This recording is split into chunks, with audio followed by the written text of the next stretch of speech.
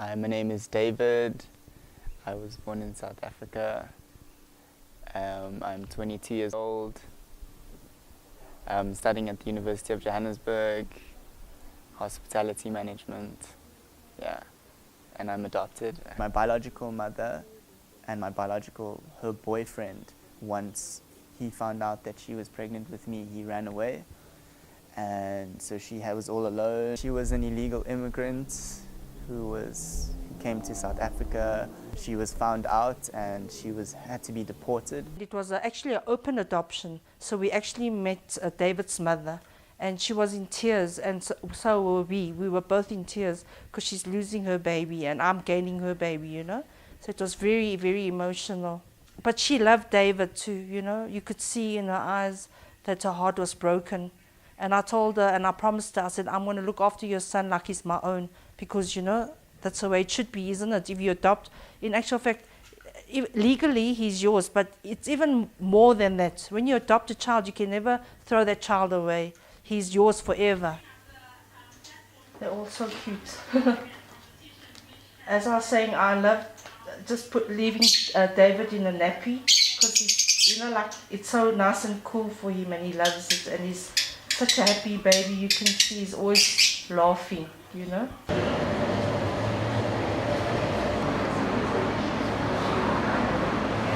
They kept reminding me that I'm adopted. They didn't keep it a secret. They wanted to know that, well, my story, and kept telling me that you were adopted and they couldn't have kids, so they placed themselves under the adoption thing, whatever, and then, yeah, and then they got called up.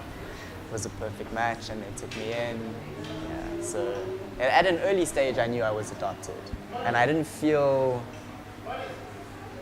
any abandonment, or I still feel loved. I guess I took it lightly when they told me I'm adopted, because I'd already gotten used to them, and they were Chinese, so it wasn't really a big difference in terms of a white family adopting an Asian child.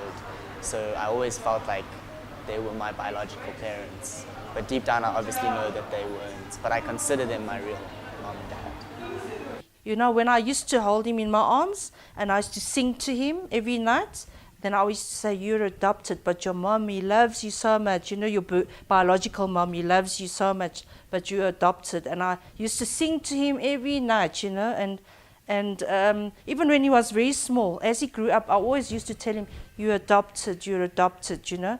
And I was telling my friend, then he would say, I'm a doctor. You know, he's so small, he didn't know what adopted means, you know what I mean?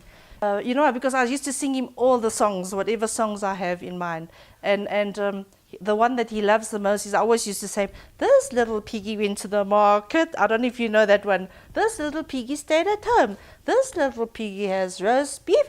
This little piggy had none. This little piggy went wee, wee, wee all the way home. And he was just, sing it again, Ma, sing it again. I see myself as South African, but I definitely know that I'm Chinese, yes. Every day, yes. Especially when I was in school, I guess I was a lot more sensitive towards the issue. Always felt I look different or feel different, and they always make fun of me.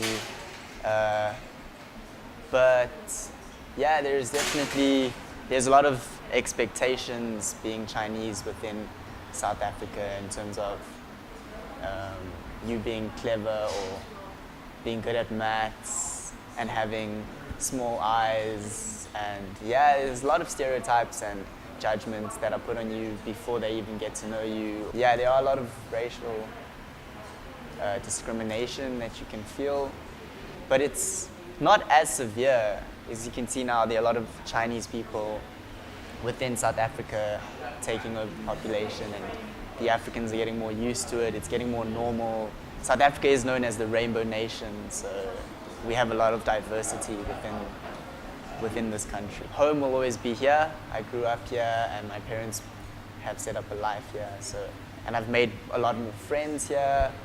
So yes, my foundation is definitely here in South Africa. It's beautiful to live here. The weather's amazing. The people, as you said, are kind, welcoming. Yeah, it's a beautiful city and a beautiful country. I'm like, I have a passion to travel the world and experience different parts of it, and yeah. So not to say that South Africa's bad and I really want to leave, just that I've been here, I believe that I've spent, my time here is coming to an end, and it's time for me to move on. And maybe I will be back. I don't know where life will take me next, but I definitely don't want to stay here for the next few years. I just want to explore the world.